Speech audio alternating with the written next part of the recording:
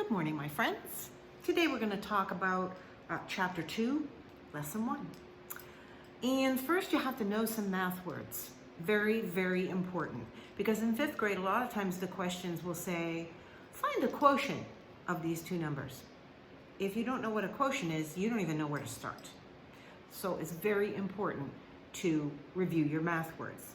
Today we're going to talk about factors. What's a factor? Well, a factor is a number that is multiplied with another number to create a product. So if you have 3 times 5 equals 15, the factors of 15 are 3 and 5. And 15 is the product. Prime numbers. Prime numbers have only 2 factors, 1 and themselves. An example of that would be 7. There are no other factors of 7, just 1 and itself. Special number, prime numbers. Numbers that have more than 2 factors are called composite or composite. Doesn't matter how you say it, it means that number has more than just itself and 1. For example, 21. It has 1 times 21, but it also has 3 times 7 as factors. You get it? Next, we have multiples. What's a multiple? Well, a multiple is when a number is multiplied by a whole number to get a product. For example, the times tables. The number of multiples are unlimited. For example, a multiple of 3 is 6 and 9 and 12 and 15 and 18 and 21 and on and on and on and on. And it can go on forever. Multiples are unlimited. Factors, though, are very limited. In fact, prime numbers have only 2 of them. The number 21 has 1 and 21 and 3 and 7. It has 4 factors. That's all. There aren't any more. So that is your vocabulary for today. So we're going to talk about how do you find the factors for a number, the prime factors. The process is called prime factorization. It sounds very, very fancy. Oh, it is. Whenever you think or see the words prime factorization, I want you to think factor tree. What's a factor tree? A factor tree helps us to find the prime factors of any number. We're going to try 24. And it's called a tree, but it actually looks like the roots of a tree to me. So if you have a number and you need to find all of the prime factors, this is how you do it.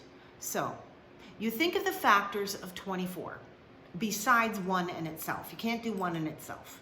So 24. Now, if I don't know the factors, I would know that 24 is an even number. So 2 is going to be a factor. 2 times something gives me 24. And that should help get you started. So 2 and 12. Now, you can see knowledge of times tables in 5th grade math is hugely important. That's why we do times table quizzes every day. So I put my 2 factors here, 2 and 12. So that's a start. So I look at my 2 factors and I ask myself, is this a prime number? 2 is a prime number. So I circle it and it's finished. How about 12? Is 12 a prime number? No, it's an even number, so it can't be prime. So how about 2 times 6? So I go down to these 2 factors. Is 2 a prime number? Well, it sure is, so I circle it. 6, however, is not. 2 times 3 gives me 6. 2 times 3. We know that 2 is a prime number, so I circle it. And also 3 is a prime number. Now, when all of your numbers are circled, your factor tree is done. So, if you write down all of your prime factors, you have your prime factorization of 24. And in fact, if you do the math, you will see that 2 times 2 is 4.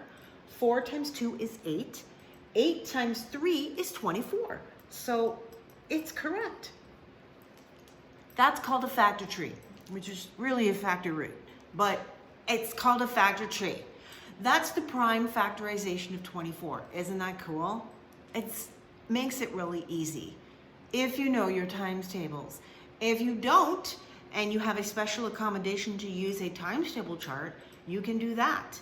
But you will be a lot slower than someone who knows their times tables. So when you have time, work on those times tables and get yourself up to speed. That is prime factorization. So today, I forgot to get your assignment. I forgot the last time too. So hang on. Page 83, sorry about that. Page 83 is your assignment for today. It says find the prime factorization of each number. Notice it doesn't say use a factor tree, because I'm the one telling you, use a factor tree. So draw yourself a factor tree for those and get some good practice on factor trees, because then we're going to move into a more efficient way of all those numbers of 2 times 2 times 2. Like, come on, there must be an easier way. There is. And next time we'll talk about that. Bye now.